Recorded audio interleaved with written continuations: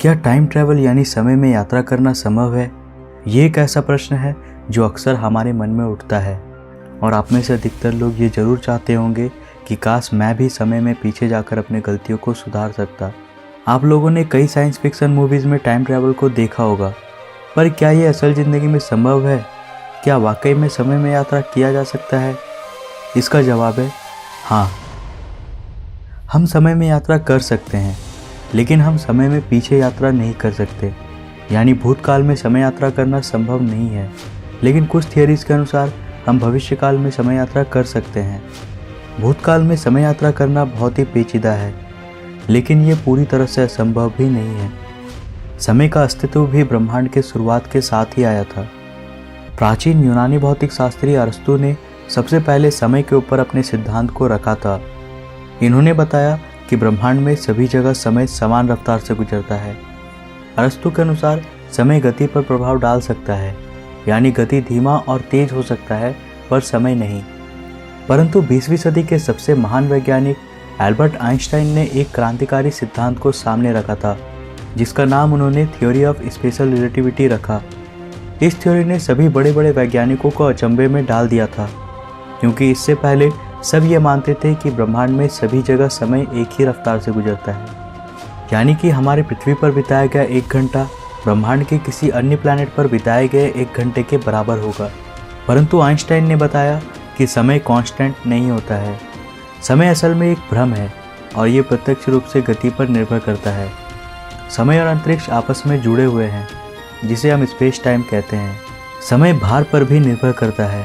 अत्यधिक द्रव्यमान वाले खगोलीय पिंड स्पेस टाइम को बेंड कर देते हैं, पर ऐसा क्यों होता है ये समझना काफ़ी मुश्किल है, क्योंकि आइंस्टाइन ने अपने इस थ्योरी को पूरी तरह से मैथमेटिकल कैलकुलेशंस के जरिए सिद्ध किया था। आमतौर पर सापेक्षतावाद के नियम को समझने की कोशिश करना हमारे लिए थोड़ा मुश्किल है, क्योंकि हम ऐसी घटनाएं अपने दैनिक जीवन में नहीं देख पाते हैं।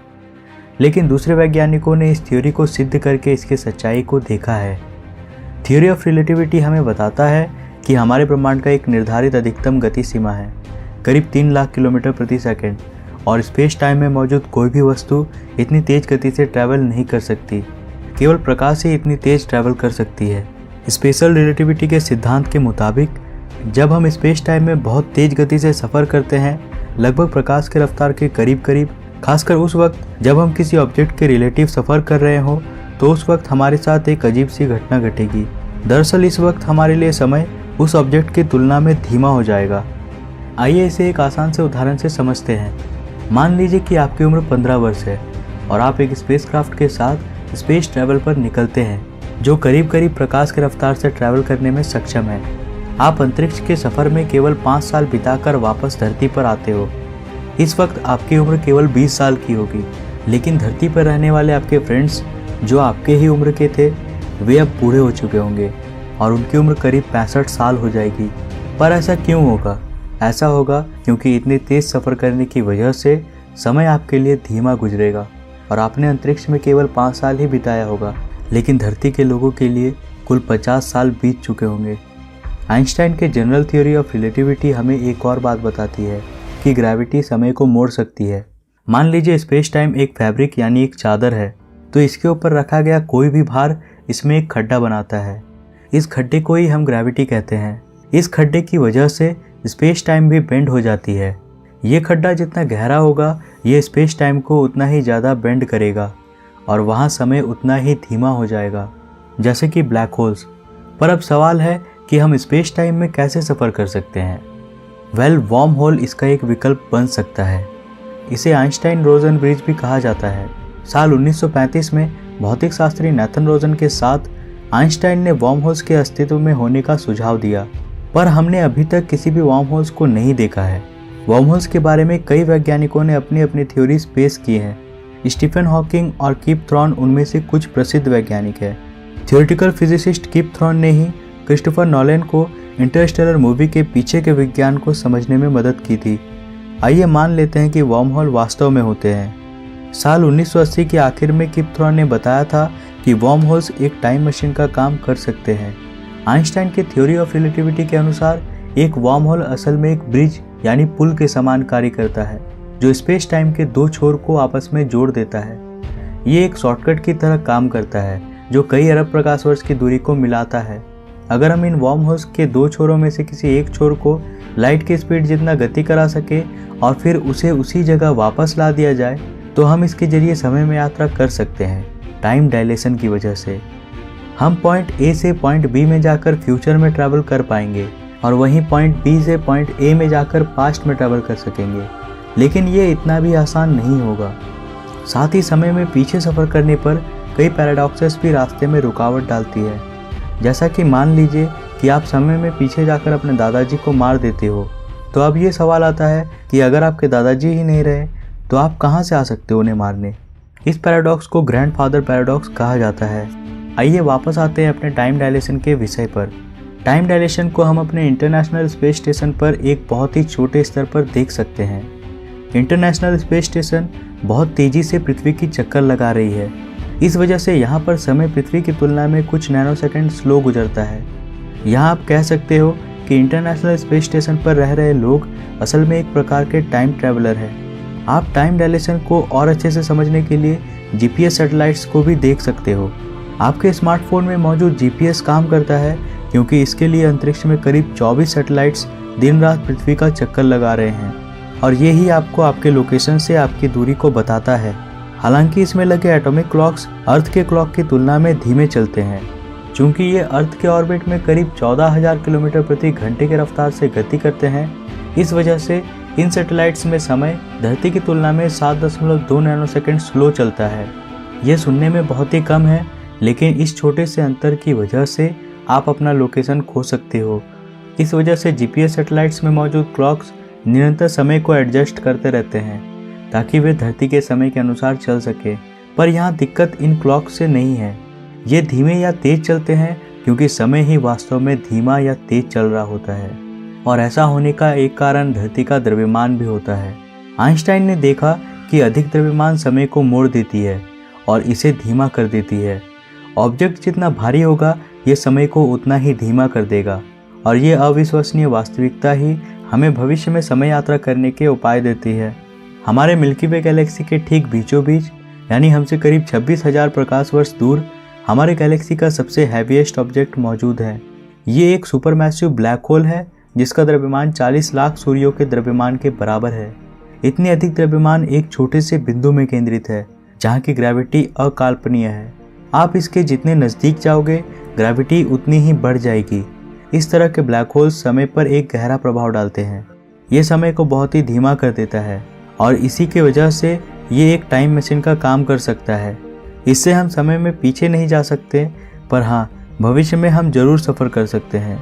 लेकिन ऐसा कर पाना हमारे लिए अभी तक संभव नहीं है क्योंकि हमारा सबसे नज़दीकी ब्लैक होल भी हमसे कई प्रकाश वर्ष दूर है और ये ब्लैक होल हमें भविष्य में ज़्यादा दूर तक सफ़र नहीं करा सकता।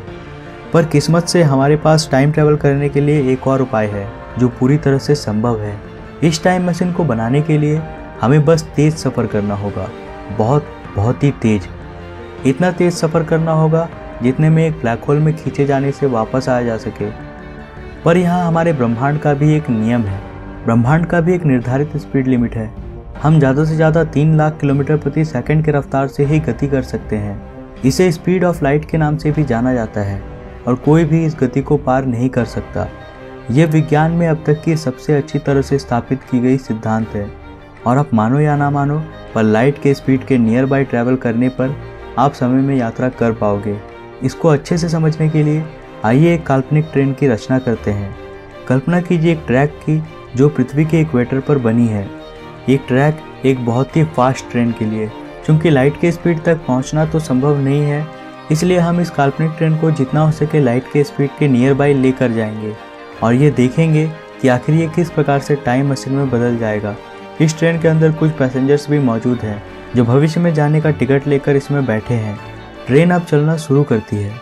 इसकी गति को धीरे धीरे और तेज किया जाता है। ट्रेन की स्पीड को करीब करीब लाइट की स्पीड तक पहुंचाने के लिए इसे पृथ्वी की बहुत ही तेज गति से चक्कर लगानी होगी, करीब 1 सेकंड में 7 चक्कर।